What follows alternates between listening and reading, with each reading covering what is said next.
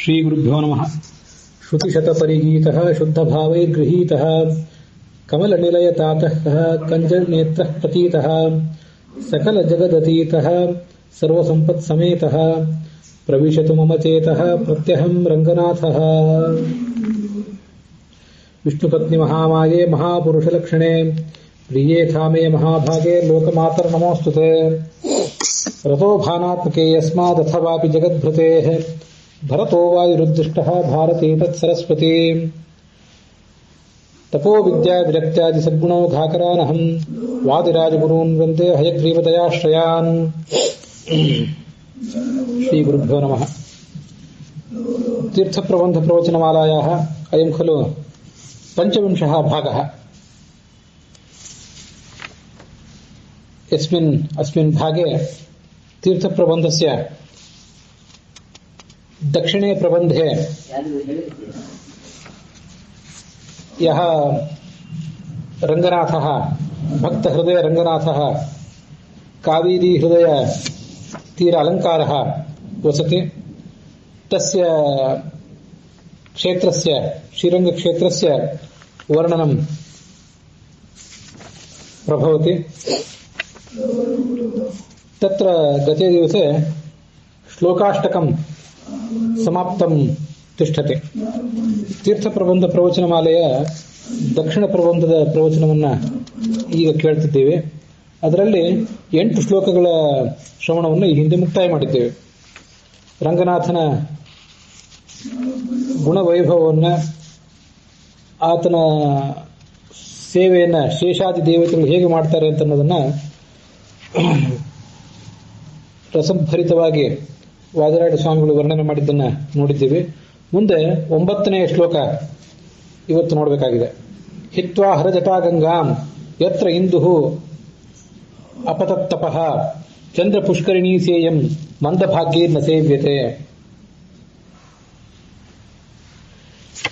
ಈ ಚಂದ್ರ ಪುಷ್ಕರಿಣಿ ಅಂತೊಂದು ಪುಷ್ಕರಣಿ ಇದೆ. ಆ ಪುಷ್ಕರಣಿಯು ಕೂಡ ಈ ಶ್ರೀರಂಗ ಕ್ಷೇತ್ರದಲ್ಲೇ ಸಮೀಪದಲ್ಲೇ ಇದೆ. ಗೋಲಾಕಾರದ ಒಂದು ಸರೋವರ. ಅಲ್ಲಿ ಈ ಹಿಂದೆ ಚಂದ್ರ ತಪಸ್ಸು ಮಾಡಿದಂತಹ ಒಂದು ಪ್ರದೇಶ ಅಂತ ಅದನ್ನ ವರ್ಣಿಸ್ತಾರೆ. ಅವನು ಚಂದ್ರ ಶಿವನ ಜಟೆಯಲ್ಲಿ ಇರುವಂತವನು. ಆ ಗಂಗಾ ತೀರದಲ್ಲೇ ಅವನು ತಪಸ್ಸು ಮಾಡಬಹುದಿತ್ತು. ಆದರೆ ಈ ಕ್ಷೇತ್ರದಲ್ಲಿ ಒಂದು ಪವಿತ್ರವಾದಂತಹ ಪರಿಸರದಲ್ಲಿ ಸೇವಾ ಮಾಡಬೇಕು ಅನ್ನುವ ದೃಷ್ಟಿಯಿಂದ ಈ ಕ್ಷೇತ್ರಕ್ಕೆ ಬಂದು ಅಲ್ಲಿ ಅವನು ಸೇವಾ ಮಾಡಿದ್ದಾನೆ. ಹೀಗೆ ಆ ಚಂದ್ರ ಪುಷ್ಕರಣಿ ತೀರ್ಥಕ್ಕೆ ಬಂದು ಅಲ್ಲಿ ಯಾರು ಸೇವಾ ಮಾಡೋದಿಲ್ಲ, ಯಾರು ಆ ಪುಣ್ಯವನ್ನು ಪಡ್ಕೊಳ್ಳೋದಿಲ್ಲ, ಅವನು ಅತ್ಯಂತ ಮೂರ್ಖ ಅಂತ ಅದನ್ನ ವಾದಿರಾಜ ಸ್ವಾಮಿಗಳು ವರ್ಣಿಸ್ತಾರೆ. ಕಾವೇರಿ ಕಮನೀಯಾಂಗಂ ರಂಗನಾಥಂ ಸದಾ ಹೃದಿ ತತ್ಸೇವಯಾ ದೇವಿ ಕೋನು ಕುರ್ಯಾನ್ ನ ತಂ ಹೃದಿ. ಮುಂದೆ ಕಾವೇರಿ ನದಿಯ ವರ್ಣನೆ ಇದೆ. ಕಾವೇರಿ ನದಿಯೇ, ನೀನು ಈ ಮೋಹನಾಂಗನಾದಂತಹ ರಂಗನಾಥನನ್ನ ನಿನ್ನ ಹೃದಯದಲ್ಲಿ ಧಾರಣೆ ಮಾಡಿಕೊಂಡಿದ್ದೆ. ನಿನ್ನನ್ನು ನಾವೆಲ್ಲ ಸೇವಿಸಿದ್ದರಿಂದ, ನಿನ್ನ ತೀರ್ಥದಲ್ಲಿ ಸ್ನಾನಪಾನಾದಿಗಳನ್ನು ಮಾಡಿದ್ದರಿಂದ ನಮಗೂ ಕೂಡ ಆ ರಂಗನಾಥನನ್ನ ಹೃದಯದಲ್ಲಿ ಧರಿಸುವಂತಹ ಒಂದು ಯೋಗ ಬಂದಿತ್ತು. ಅದೇನು ನಮಗೆ ಕಷ್ಟ ಆಗಲಿಕ್ಕಿಲ್ಲ.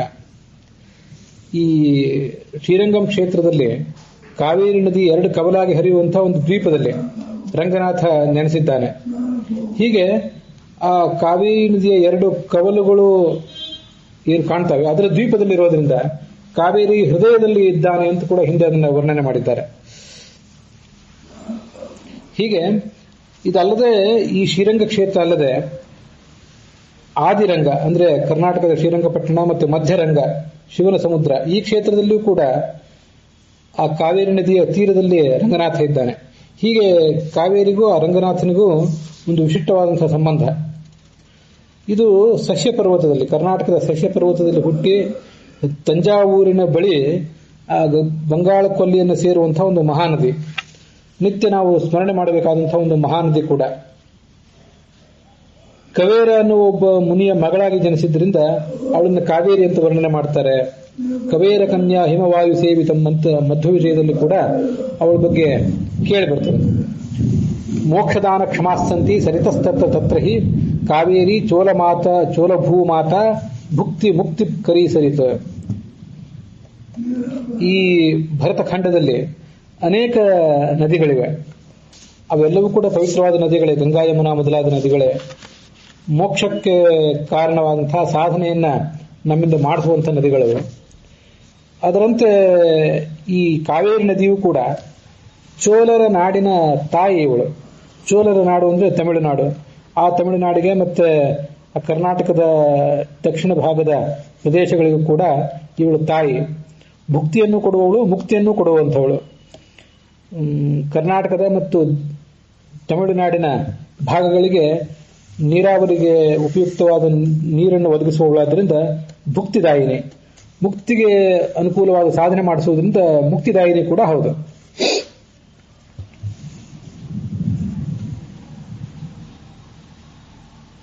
ಅಗಸ್ತ್ಯರ ಪತ್ನಿ ಲೋಪಾಮುದ್ರ ಏನಿದ್ಲು, ಆ ಲೋಪಾಮುದ್ರೆಯ ಕಥಾ ಮಹಾಭಾರತದಲ್ಲಿ ಮೊದಲಾದ ಕಡೆ ಕಾಣಿಸ್ತದೆ. ಈ ಲೋಪಾಮುದ್ರೆಯೇ ಮುಂದೆ ಕಾವೇರಿಯಾಗಿ ಹರಿದಳು ಅಂತ ಕೂಡ ಕೆಲವು ಸ್ಥಳ ಪುರಾಣಗಳಲ್ಲಿ ಕೇಳಿ ಬರ್ತದೆ. ಮುಂದೆ ವೃಷಭಾಚಲ ಅಂತ ಒಂದು ಕ್ಷೇತ್ರ. ಯಸ್ಯ ಅಂತಕೋಪಿ ಶಿರಸ ದಾಸ್ಯಂ ಧತ್ತೆ ತಪಸ್ತಪನ್ ಸಸ್ಯಾದ್ ವೃಷಭ ಶೈಲೇಂದು ಅಸ್ಮಾಕಂ ಶ್ರೇಯಸೇ ಹರಿಹಿ. ಈ ವೃಷಭಾಚಲ ಕ್ಷೇತ್ರದಲ್ಲಿ ಯಮನು ಕೂಡ ತಪಸ್ಸು ಮಾಡಿದ. ಆ ತಪಸ್ಸನ್ನು ಸ್ವೀಕಾರ ಮಾಡಲಿಕ್ಕೆ ಅಲ್ಲಿ ಭಗವಂತನು ಕೂಡ ಇದ್ದಾನೆ. ಭಗವಂತನ ದಾಸ್ಯವನ್ನ ಯಮನು ಕೂಡ ಅಲ್ಲಿ ಮಾಡಿದ. ಭಗವಂತನ ಹಿರಿಮೆಯನ್ನು ತೋರಿಸಿದ. ಆ ವೃಷಭ ಪರ್ವತಕ್ಕೆ ವೃಷಭ ಶೈಲ ಅಂದ್ರೆ ವೃಷಭಾಚಲ, ಅದಕ್ಕೆ ಚಂದ್ರನಂತಿರುವಂತ ಈ ಹರಿ. ಈ ಚಂದ್ರ ಪೂರ್ವ ದಿಕ್ಕಿನಲ್ಲಿ ಚಂದ್ರನ ಈ ಪರ್ವತದಲ್ಲಿ ಉದಯಿಸ್ತಾನೆ. ಅದರಂತೆ ಈ ವೃಷಭಾಚಲಕ್ಕೆ ಚಂದ್ರನಂತಿರುವಂತವನು ಈ ಹರಿ, ಎದ್ದು ಕಾಣಿಸುವಂತಹ ವ್ಯಕ್ತಿತ್ವ ಒಂದು. ಅಂಥ ಹರಿ ನಮಗೆ ಶ್ರೇಯಸಿ ಸ್ಯಾತ್, ಮೋಕ್ಷಕ್ಕೆ ಕಾರಣನಾಗಲಿ. ತಮಿಳುನಾಡಿನ ಮಧುರೈ ಅಂತ ಏನು ಕ್ಷೇತ್ರ ಇದೆ, ಅಲ್ಲಿಂದ ಸುಮಾರು 20 ಕಿಲೋಮೀಟರ್ ಉತ್ತರಕ್ಕೆ ವೃಷಭಾಚಲ, ಅದನ್ನ ಅಳಗರ್ ಕೋಯಿಲ್ ಅಂತ ಕೂಡ ಈಗ ಹೇಳ್ತಾರೆ. ಅಲ್ಲಿ ಈ ಕ್ಷೇತ್ರ ಇದೆ. ವರಾಹ ಪುರಾಣ, ವಾಮನ ಪುರಾಣ, ಅಗ್ನಿ ಪುರಾಣ ಮೊದಲಾದ ಪುರಾಣಗಳಲ್ಲೂ ಕೂಡ ಈ ಕ್ಷೇತ್ರದ ವರ್ಣನ ಕಂಡು ಬರ್ತದೆ. ವೃಷಭ ರೂಪದಿಂದ ಯಮ ಮಾಡಿದ ತಪಸ್ಸಿಗೆ ನಾರಾಯಣ ಒಲಿದ ಸ್ಥಳ ಇದೆ. ಅಲ್ಲಿರುವ ಭಗವಂತನ ಮೂರ್ತಿಗೆ ಸುಂದರ ರಾಜ ಅಂತ ಹೀಗೆ ಹೆಸರು ಕೇಳಿ ಬರ್ತದೆ. ಶ್ರೀದೇವಿ ಭೂದೇವಿಯರ ವಿಗ್ರಹಗಳು ಭಗವಂತನ ವಿಗ್ರಹದ ಎರಡು ಪಾರ್ಶ್ವಗಳಲ್ಲಿ ಕಂಡು ಬರ್ತವೆ. ನೂಪುರ ಗಂಗಾ ಅಂತ ಒಂದು ತೀರ್ಥವು ಕೂಡ ಅಲ್ಲೇ ಇದೆ. ಈ ನೂಪುರ ಗಂಗಾ ತೀರ್ಥದ ವರ್ಣನೆಯನ್ನು ಮುಂದೆ ನಾವು ನೋಡೋರಿರ್ತೀವಿ ಮುಂದಿನ ಶ್ಲೋಕದಲ್ಲಿ. ಮುಂದೆ ನೂಪುರ ಗಂಗಾ ತೀರ್ಥದ ವರ್ಣನ. ಹರಿನೂಪುರ ಜಾತೇಲಂ ಕುರು ಗಂಗೆ ಮನೋಮಮ ಪರಿಹೃತ್ಯ ಘನೀಭೂತ ದುರಿತ ಸ್ತೋಮ ಕರ್ದಮಂ. ಭಗವಂತನ ಕಾಲ್ಗೆಜ್ಜೆಯಿಂದ ಜನಿಸಿದ ಈ ಗಂಗಾ ನದಿಯೇ ನೂಪುರ ಗಂಗಾ ಅಂತ ಹೆಸರಿದ್ದವಳೆ. ನನ್ನ ಈ ಪಾಪವೆಂಬ ಕೆಸರನ್ನ ನೀನು ಪರಿಹರಿಸಬೇಕು, ಮತ್ತೆ ನನ್ನ ಮನಸ್ಸನ್ನು ಕೂಡ ಅಲಂಕರಿಸಬೇಕು. ಈ ಕೆಸರನ್ನು ತೊಳೆಯಲಿಕ್ಕೆ ಯಾವತ್ತೂ ಕೂಡ ನೀರೇ ಬೇಕು. ಹಾಗೆ ಈ ನೂಪುರ ಗಂಗಾನು ಕೂಡ ಜಲರೂಪಳಾದ್ದರಿಂದ ಆ ಪಾಪವೆಂಬ ಕೆಸರನ್ನು ತೊಳೆಯಲಿಕ್ಕೆ ಅವಳು ಸಮರ್ಥಳು. ಮತ್ತೆ ಅಲಂಕಾರ, ಅವಳು ಹರಿಯ ಪಾದಕ್ಕೆ ಅಲಂಕಾರವಾದ ಆ ನೂಪುರದಿಂದ ಹುಟ್ಟಿದವಳು. ಅವಳು ನನ್ನ ಮನಸ್ಸನ್ನು ಕೂಡ ಅಲಂಕರಿಸಲಿ ಅಂತ ಅವಳ ಪ್ರಾರ್ಥನೆ ಇದೆ. ಮುಂದೆ ದರ್ಭಶಯನ ಅಂತ ಕ್ಷೇತ್ರ. ಯತ್ ಪ್ರಾಗ್ ಜಘಾನ ತೃಣಮ ಪ್ಯಸ್ತ್ರೀಭೂಯ ಅಪರಾಧಿನಂ ದಯಾಲು ರಬ್ಧೌ ತೇನಾಭೂತ್ ದರ್ಭಶಾಯೀಹ ರಾಘವ. ಈ ರಾಮ ಹಿಂದೆ ಸೀತಾಲಕ್ಷ್ಮಣ ಸಮೇತನಾಗಿ ವನವಾಸ ಮಾಡಿದ್ದಲ್ಲ, ಆಗ ಅವನಲ್ಲಿ ಅಲ್ಲೊಂದು ಕಾಗೆ, ಆ ಕಾಗೆಯಲ್ಲಿ ಜಯಂತ ಇದ್ದ, ಇಂದ್ರನ ಮಗ. ಅವನು ಸೀತೆಯನ್ನು ಕೆಣಕ್ಲಿಕ್ಕೆ ಬಂದಿದ್ದ. ಆಗ ರಾಮ ಒಂದು ಹುಲ್ಲುಕಡ್ಡಿಯನ್ನ ಪ್ರಯೋಗಿಸಿ ಆ ರಾಕ್ಷಸನನ್ನ ಹೊಡೆದಟ್ಟಿದ. ಹೀಗೆ ಒಂದು ಹುಲ್ಲುಕಡ್ಡಿಯೂ ಕೂಡ ರಾಮನಿಗೆ ಆ ಕಾಲದಲ್ಲಿ ಅಸ್ತ್ರವಾಗಿ ಪರಿಣಮಿಸಿತ್ತು. ಹುಲ್ಲು ಕಡ್ಡಿಯ ಸಂಬಂಧ ರಾಮನಿಗೆ ಆಗ ಕೂಡ ಕಂಡು ಬಂದಿತ್ತು. ಆದ್ರಿಂದ ರಾಮ ಈ ಕೃಪಾಲುವಾದ ನಾಮ ಈ ದರ್ಭಶಯನ ಕ್ಷೇತ್ರದಲ್ಲಿ ಆ ದರ್ಭದ ಮೇಲೆ ಮಲಗಿದ. ಹಿಂದೆ ಆ ರಾಕ್ಷಸನನ್ನು ಹೊಡೆದಾಟ್ಲಿಕ್ಕೆ ದರ್ಭ ಉಪಯುಕ್ತವಾಗಿತ್ತು. ಈ ಸಮುದ್ರರಾಜನ ಮೇಲೆ ಸೇತುವೆ ಕಟ್ಟುವ ಪ್ರಸಂಗ ಬಂದಾಗ ಅವನು ಸಮುದ್ರರಾಜ ಮೊದಲು ರಾಮನಿಗೆ, ರಾಮಭಕ್ತರಾದ ಕಪಿಗಳಿಗೆ ಆ ಸೇತುವೆ ಕಟ್ಟಲಿಕ್ಕೆ ಮಾರ್ಗ ಕೊಡದೇ ಇದ್ದಾಗ, ಅನುಮತಿ ಕೊಡದೇ ಇದ್ದಾಗ, ಹಿಂದೆ ರಾಕ್ಷಸನನ್ನು ಹೊಡೆದಟ್ಲಿಕ್ಕೆ ಉಪಯೋಗ ಮಾಡಿಕೊಂಡ ದರ್ಭಗಳನ್ನೇ ಆ ಸಮುದ್ರ ತೀರದಲ್ಲಿ ಹಾಸಿಕೊಂಡು ಅವನ ಮೇಲೆ, ಆ ದರ್ಭದ ಮೇಲೆ ಅವನು ಮಲಗಿದ. ಈ ದರ್ಭದ ಮೇಲೆ ಮಲಗಿದ್ದೇನಿದೆ, ಹಿಂದೆ ನಾನು ರಾಕ್ಷಸನನ್ನ ಹೊಡೆದಟ್ಲಿಕ್ಕೆ ಆ ದರ್ಭವನ್ನು ಉಪಯೋಗ ಮಾಡಿದ್ದೆ, ಆ ನೆನಪು ಈ ಸಮುದ್ರ ರಾಜನಿಗೂ ಇರಲಿ. ಸೇತುವೆ ಕಟ್ಟಲಿಕ್ಕೆ ನನಗೆ ಸಮ್ಮತಿ ಕೊಡದೆ ಹೋದ್ರೆ, ಅವಕಾಶ ಮಾಡಿ ಕೊಡದೆ ಹೋದ್ರೆ, ಈ ದರ್ಭಗಳೇ ಆ ಸಮುದ್ರನಿಗೂ ಕೂಡ ಒಂದು ಪಾಠ ಕಲಿಸಿಯಾವು, ಸಮುದ್ರನನ್ನು ಶಿಕ್ಷಿಸಿಯಾವು ಅನ್ನುವಂಥ ಒಂದು ಆಲೋಚನೆ ರಾಮನಿಗಿತ್ತು ಅಂತ ವಾದರಾಡಿ ಸ್ವಾಮಿಗಳು ಉತ್ಪ್ರೇಕ್ಷಿಸ್ತಾರೆ.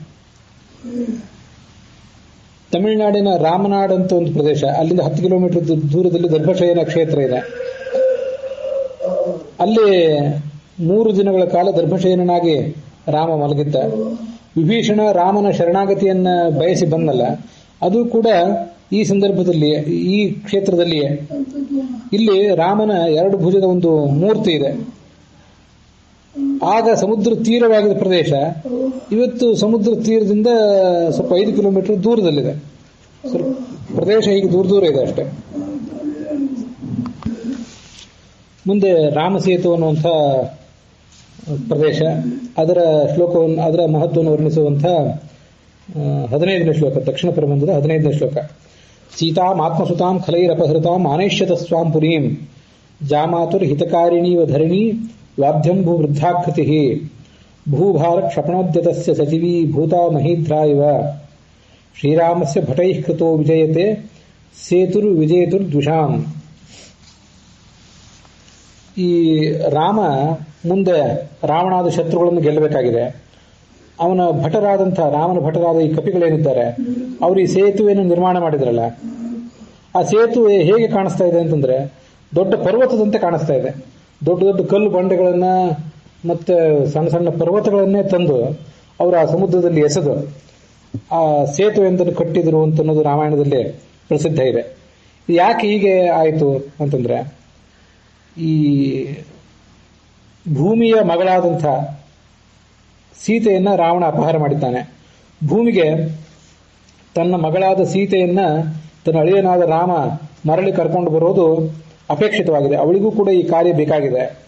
ಅದಕ್ಕಾಗಿ ರಾಮನ ಕಾರ್ಯ ಅವಳು ಕೂಡ ಮಾಡಿಕೊಡ್ಬೇಕಾಗಿದೆ. ರಾಮನ ಕಾರ್ಯ ಮಾಡ್ಲಿಕ್ಕೆ ಅವಳು ಕೂಡ ಉತ್ಸುಕಳಾಗಿದ್ದಾಳೆ. ಅದಕ್ಕೆ ಅವಳು ಭೂಮಿದೇವಿ ತನ್ನಲ್ಲಿ ಇರುವಂತಹ ದೊಡ್ಡ ದೊಡ್ಡ ಪರ್ವತಗಳನ್ನ ಸೇತುವೆ ಕಟ್ಟಲಿಕ್ಕೆ ಉಪಯುಕ್ತ ಆಗುವಂತೆ ಒದಗಿಸಿದಳು. ಹೀಗೆ ಭೂಮಿ ಒದಗಿಸಿಕೊಟ್ಟಂತಹ ದೊಡ್ಡ ದೊಡ್ಡ ಪರ್ವತಗಳು, ಕಲ್ಲು ಬಂಡೆಗಳು ಮೊದಲಾದವುಗಳನ್ನು ಉಪಯೋಗ ಮಾಡಿಕೊಂಡು ಸೇತುವೆ ಕಟ್ಟಿದ್ದಾರೆ. ಆ ಸೇತುವೆಯ ನಿರ್ಮಾಣದಲ್ಲಿ ಉಪಯುಕ್ತವಾದ ಕಲ್ಲು ಬಂಡೆಗಳನ್ನ, ಪರ್ವತಗಳನ್ನು ನೋಡಿದ್ರೆ ಆ ಭೂಮಿಯ ಮೇಲಿರುವಂತಹ ಪರ್ವತಗಳ ನೆನಪೇ ಬರ್ತದೆ ಅಂತ ಹೀಗೊಂದು ಶ್ಲೋಕ. ಹೀಗೆ ಭೂದೇವಿ ತನ್ನ ಅಳಿಯನಾದ ರಾಮನಿಗೆ ಮಾಡಿದಂಥ ಒಂದು ಸೇತು ಇದು ಅಂತ ಅದರ ವರ್ಣನ. ಪ್ರಗೀತ ಜಾನಕೀನಾಥ ಪ್ರತಾಪ ಸ್ವರ್ಣ ವೈಭವೇ ಪ್ರತ್ಯಯಾರ್ಥಂ ಅಯಂ ಸೇತು ನಿಕಷಾಶ್ಮಾಯತೆ ನೃಣಾಂ. ರಾಮನ ಒಂದು ಕಥೆ ಮುಂದೆ ಎಂದೂ ಕೂಡ, ಆ ರಾಮಾಯಣದ ಬಳಿಕ ಇವತ್ತು ಮುಂದೆ ಯಾವ ಕಾಲಕ್ಕೂ ಕೂಡ ರಾಮನ ಕಥೆಯನ್ನ ಅನೇಕ ಭಾಷೆಗಳಲ್ಲಿ ಅನೇಕ ಕವಿಗಳು ಹಾಡ್ತಾನೆ ಇರ್ತಾರೆ. ಆ ರಾಮನ ಕಥೆ ವಾಸ್ತವ ಹೌದೋ ಅಲ್ವೋ, ಅದು ಐತಿಹಾಸಿಕ ಕಥೆಯೋ, ಪುರಾಣಗಳಲ್ಲಿ ವರ್ಣಿಸಲ್ಪಟ್ಟಂಥ ವಾಸ್ತವಿಕವಾದ ಕಥೆ ಹೌದೋ ಅಲ್ವೋ, ಯಾರೋ ಅದನ್ನು ರಚನೆ ಮಾಡಿದ್ದೋ ಹೇಗೆ, ಕಟ್ಟು ಕಥೆಯೋ ಹೇಗೆ ಅಂತ ಕೆಲವು ಬಾರಿ ಜನರಿಗೆ ಸಂಶಯ ಬರುವ ಸಾಧ್ಯತೆ ಇದೆ. ಅದು ರಾಮನ ಕಾಲಕ್ಕೂ ರಾಮನ ಬಳಿಕನೂ ಕೂಡ ಇವತ್ತು ಆವತ್ತು ಮುಂದೂ ಕೂಡ ಅಂತ ಸಂಶಯಗಳು ಅಂತ ಸಂಶಯಗಳನ್ನು ಹಬ್ಬಿಸುವ ಜನ ಯಾವತ್ತೂ ಇದ್ದೇ ಇರ್ತಾರೆ. ಈ ಅಂಥದ್ದೊಂದು ಪ್ರಸಂಗ ಈಗಿನ ಕಾಲದಲ್ಲಿ ಕೂಡ ನಡೆದಿದೆ. ರಾಮನ ಆ ಪರಾಕ್ರಮವನ್ನ ನಾವೆಲ್ಲ ಯಾವತ್ತೂ ಕೂಡ ಭರತಖಂಡದ ಪ್ರಜೆಗಳೇನು ನೆನಪು ಮಾಡ್ಕೊಳ್ತಾ ಇರ್ತೀವಿ. ಆ ರಾಮನ ಪಾತ್ರ, ರಾಮನ ಕಥೆ ಇದೆಲ್ಲ ಐತಿಹಾಸಿಕ ಅಲ್ಲವೇ ಅಲ್ಲ ಅಂತ ಕೆಲವು ಜನ ಏನು ಅದನ್ನ ತಿರಸ್ಕರಿಸ್ತಾರೆ. ಆ ತಿರಸ್ಕರಿಸುವ ಸಂಶಯವನ್ನು ವ್ಯಕ್ತಪಡಿಸುವ ಜನರಿಗೆ ಉತ್ತರ ರೂಪವಾಗಿ ಈ ರಾಮ ಸೇತು ಇದೆ. ಆ ರಾಮ ಸೇತುವನ್ನು ನೋಡಿದರೆ, ಅದರ ವೈಭವವನ್ನು ನೋಡಿದರೆ ರಾಮನ ಕಥೆ ಯಾವತ್ತೂ ಕೂಡ ಅವಾಸ್ತವಿಕ ಅಲ್ಲ, ರಾಮಾಯಣದಲ್ಲಿ ವರ್ಣಿತವಾದ ಪಾತ್ರಗಳು ಕೂಡ ಕಾಲ್ಪನಿಕಗಳಲ್ಲಿ ಏನಲ್ಲ ಅಂತಂದು ಜನರಿಗೆ ಗೊತ್ತಾಗ್ತದೆ. ಹಾಗಾಗಿಯೇ ಈ ಭಾರತದ ದಕ್ಷಿಣ ಭಾಗ ಮತ್ತು ಶ್ರೀಲಂಕಾಗಳ ನಡುವೆ ಇರುವಂತಹ ಈ ರಾಮ ಸೇತು ಏನಿದೆ, ಆ ರಾಮ ಸೇತುವಿನ ಕೆಲವು ಭಾಗಗಳನ್ನು ಕಡಿದು ಹಾಕಿ ಅಲ್ಲಿ ಹಡಗುಗಳು ಸಾಗಲಿಕ್ಕೆ ಬೇಕಾದಂತಹ ಒಂದು ಅನುಕೂಲವನ್ನು ಮಾಡಿಕೊಡಬೇಕು ಅಂತ ಒಂದು ಪ್ರಾಜೆಕ್ಟ್ ಅನ್ನ ಕೆಲವು ಹಿಂದಿನ ಭಾರತ ಸರ್ಕಾರಗಳು ಮಾಡಿದ್ದವು. ಯಥಾ ಪ್ರಕಾರ ರಾಮನ ಭಕ್ತರು ವಿರೋಧ ಮಾಡಿದ್ರು, ಅದೆಲ್ಲರಿಗೂ ಕೂಡ ಗೊತ್ತಿದ್ದೇ ಇದೆ. ಅಂತ ಐತಿಹಾಸಿಕವಾದಂತಹ ಒಂದು ಕುರುಹನ್ನು ನಾಶಪಡಿಸಬೇಡ್ರಿ ಅಂತ ರಾಮ ಭಕ್ತರು ಹೇಳಿದರು. ಈ ಸೇತುವೆಯನ್ನ ಸ್ವಲ್ಪ ಮಟ್ಟಿಗೆ ಭಗ್ನ ಮಾಡಿ ಅಲ್ಲಿ ಹಡಗುಗಳನ್ನು ದಾಖಲಿಸಲಿಕ್ಕೆ ಕೊಟ್ರೆ ಭಾರತದ ಪಶ್ಚಿಮ ಭಾಗದಿಂದ ಹಡಗುಗಳು ದಕ್ಷಿಣ ಭಾಗಕ್ಕೆ ಬಂದು ಅಲ್ಲಿಂದ ಪೂರ್ವ ಭಾಗಕ್ಕೆ ಏನು ಸಾಕ್ತಾವಲ್ಲ, ಅಂತೂ ಭಾರತದ ಆ ಒಂದು ಪರ್ಯಾಯ ದ್ವೀಪ ಏನಿದೆ ಅದಕ್ಕೊಂದು ಪರಿಕ್ರಮವನ್ನು ಮಾಡ್ತಾವಲ್ಲ ಕೆಲವು ಹಡಗುಗಳು ವ್ಯಾಪಾರದ ಉದ್ದೇಶಕ್ಕಾಗಿ. ಅವೆಲ್ಲ ಶ್ರೀಲಂಕಾ ದ್ವೀಪವನ್ನು ಸುತ್ತುವರಿದು ಹೋಗಬೇಕಾಗಿದೆ. ಅಪಾರ ಪ್ರಮಾಣದ ಇಂಧನ ಎಲ್ಲ ಅದಕ್ಕೆ ಖರ್ಚಾಗ್ತದೆ. ಆ ಇಂಧನದ ಖರ್ಚು, ಸಮಯದ ಖರ್ಚು ಇದನ್ನೆಲ್ಲ ತಪ್ಪಿಸಲಿಕ್ಕಾಗಿ ಭಾರತ ಮತ್ತು ಶ್ರೀಲಂಕಾಗಳ ನಡುವೆ ಇರುವಂತಹ ಈ ಸೇತು ಸಮುದ್ರದ ಒಂದು ಭಾಗವನ್ನ ತುಂಡರಿಸೋಣ, ಅಪಾರ ಪ್ರಮಾಣದ ಇಂಧನ, ಸಮಯ ಎಲ್ಲ ಉಳಿತಾಯ ಕಾಣುತ್ತದೆ ಅಂತ ಒಂದು ಪ್ರಾಜೆಕ್ಟ್ ಮಾಡಿದ್ರು. ಆದರೆ ಇತಿಹಾಸದ ಕುರುಹಾದಂತಹ ಅದನ್ನು ಭಕ್ತ ಮಾಡಬೇಡ್ರಿ ಅಂತ ಇನ್ನು ಕೆಲವರು ರಾಮನ ಭಕ್ತರು ಅದನ್ನ ವಾದಿಸಿದ್ರು. ಇದು ರಾಮನ ಕಾಲದ ಸೇತುವೆ ಅಲ್ಲ, ಇದೊಂದು ಕಾಲ್ಪನಿಕವಾದ ಸಂಗತಿ ಅಂತ ಇನ್ನು ಕೆಲವರು ಬುದ್ಧಿಜೀವಿಗಳು ಅನಿಸ್ಕೊಂಡವರು ಅದಕ್ಕೆ ವಾದ ಮಾಡಿದ್ರು. ನಿಮ್ಗೆಲ್ಲ ಇದು ಗೊತ್ತಿದ್ದೇ ಇದೆ. ಆದರೆ ಅಮೆರಿಕಾದ ನಾಸಾ ಮೊದಲಾದ ಸಂಸ್ಥೆಗಳು ಕೂಡ ಆ ಸೇತುವೆಗಳ ಫೋಟೋ ತೆಗೆದು ಅದರ ವಾಸ್ತವತೆಯನ್ನ ಜನರಿಗೆ ತಿಳಿಸಿದ್ರು. ಇದು ಬಹಳ ಪ್ರಾಚೀನ ಕಾಲದ ಅವಶೇಷವೇ ಇದು ಅಂತ ತಿಳಿಸಿದ್ರು. ಈಗಿನ ಕೇಂದ್ರ ಸರ್ಕಾರವು ಕೂಡ ಸುಪ್ರೀಂ ಕೋರ್ಟಿಗೆ ಒಂದು ಪ್ರಮಾಣ ಪತ್ರವನ್ನು ಸಲ್ಲಿಸಿ ಈ ರಾಮ ಸೇತುವನ್ನು ತುಂಡರಿಸುವ ಯೋಜನೆ ತನಗಿಲ್ಲ ಅನ್ನುವಂಥ ಒಂದು ಪ್ರಮಾಣ ಪತ್ರವನ್ನ ಸುಪ್ರೀಂ ಕೋರ್ಟ್ಗೆ ಇತ್ತೀಚೆಗೆ ಒಂದು 2-3 ದಿವಸಗಳ ಹಿಂದೆ ಸಲ್ಲಿಸಿತು ಅಂತನ್ನೋದು ಕೂಡ ವೃತ್ತಪತ್ರಿಕೆಗಳಲ್ಲಿ ವರ್ಣಿತ ಆಗಿತ್ತು. ನೀವೆಲ್ಲ ಅದನ್ನು ನೋಡಿರ್ತೀರಿ. ಹೀಗೆ ರಾಮನ ಕೀರ್ತಿ ಎಂಬ ಬಂಗಾರ ಅದು ಅಸಲಿ ಬಂಗಾರವೋ ಅಥವಾ ಅದು ಕೊಟ್ಟ ಬಂಗಾರವೋ ಅಂತ ಯಾರಾದರೂ ಕೆಲವರಿಗೆ ಸಂಶಯ ಬಂದರೆ, ರಾಮನ ಕೀರ್ತಿ ಎಂಬುದು ಅಸಲಿ ಬಂಗಾರ, ಶುದ್ಧವಾದಂತಹ 24 ಕ್ಯಾರೆಟ್ಗಳ ಬಂಗಾರ ಅದು. ಮತ್ತದು ತಸ್ಯ ನಾಮ ಮಹದ್ಯಶಃ ಅಂತ ಹೇಳಿದಂತೆ ಅತ್ಯಂತ ಶುದ್ಧವಾದಂತಹ ಅಪ್ರಾಕೃತವಾದ ಬಂಗಾರದಂತಹ ಕೀರ್ತಿ ಅದು. ಆ ಕೀರ್ತಿಯನ್ನ, ರಾಮನ ಪಾತ್ರವನ್ನ ಯಾರು ಕೂಡ ಸಂಶಯಿಸಬೇಕಾಗಿಲ್ಲ ಅಂತ ನಮಗೆ ತಿಳ್ಕೊಳ್ಳಿಕ್ಕೆ ಆಧಾರಭೂತವಾಗಿರುವಂಥದ್ದು ಈ ಸೇತುವೆ. ಒಂದು ಬಂಗಾರವನ್ನ ಶುದ್ಧವೋ ಅಶುದ್ಧವೋ ಅಂತ ನೋಡ್ಲಿಕ್ಕೆ ಸಾಣೆಕಲ್ಲಿನ ಮೇಲೆ ಹೇಗೆ ತಿಕ್ಕಿ ನೋಡ್ತಾರೆ, ಹಾಗೆ ರಾಮನ ಕೀರ್ತಿ ಎಂಬ ಬಂಗಾರವನ್ನ ಶುದ್ಧವೋ ಅಶುದ್ಧವೋ ಅಂತ ಪರೀಕ್ಷಿಸಲಿಕ್ಕೆ ಉಪಯುಕ್ತವಾದಂತಹ ಒಂದು ಸಾಣೆಕಲ್ಲಿನಂತೆ ಈ ಸೇತುವೆ ಇದೆ. ಸಣ್ಣ ಪುಟ್ಟ ಬಂಗಾರಗಳಾದರೆ ಅದನ್ನ ಶೋಧಿಸಲಿಕ್ಕೆ ಸಣ್ಣ ಸಾಣೆಕಲ್ಲು ಸಾಕು. ರಾಮನ ಕೀರ್ತಿ ಬಹಳ ದೊಡ್ಡದಾದ್ದರಿಂದ ಅದನ್ನು ಶೋಧಿಸಲಿಕ್ಕೆ ಅತ್ಯಂತ ದೊಡ್ಡ ಪ್ರಮಾಣದ ಸಾಣೆಕಲ್ಲೇ ಬೇಕು. ಅಂತ ದೊಡ್ಡ ಪ್ರಮಾಣದ ಸಾಣೆಕಲ್ಲಿನ ಪಾತ್ರವನ್ನ ಈ ಸೇತುವೆ ವಹಿಸಿದೆ ಅಂತ ವಾದಿರಾಜ ಸ್ವಾಮಿಗಳು ಅದನ್ನು ವರ್ಣನೆ ಮಾಡಿದ್ದಾರೆ. ಆ ಕಾಲದಲ್ಲೂ ಆ ಸೇತುವೆ ಸಾಣೆಕಲ್ಲಿನ ಪಾತ್ರ ನಿರ್ವಹಿಸಿತ್ತು, ಇವತ್ತೂ ನಿರ್ವಹಿಸಿದೆ, ಮುಂದೂ ಕೂಡ ಸಾಣೆಕಲ್ಲಿನ ಪಾತ್ರವನ್ನು ನಿರ್ವಹಿಸಿ ರಾಮನ ಒಂದು ಕಥೆಯನ್ನ, ಅದು ಅವಾಸ್ತವಿಕವಾದ ಕಥೆ ಅಲ್ಲ, ರಾಮಾಯಣದ ಪಾತ್ರ ಯಾವುದೂ ಕೂಡ ಕಾಲ್ಪನಿಕವಲ್ಲ ಅಂತ ಸ್ಪಷ್ಟವಾಗಿ ಸಾರುವ ಒಂದು ಪ್ರಮಾಣವಾಗಿದೆ ಇದು ಅಂತ ನಾವು ತಿಳ್ಕೊಳ್ಬೇಕು. ಅಲ್ಲಿಗೆ ಈ ದಕ್ಷಿಣ ಪ್ರಬಂಧದ 16ನೇ ಶ್ಲೋಕ ಸಮಾಪ್ತವಾಗಿದೆ. ಇವತ್ತಿನ ಈ ಭಾಗವೂ ಕೂಡ ಸಮಾಪ್ತವಾಗಿದೆ.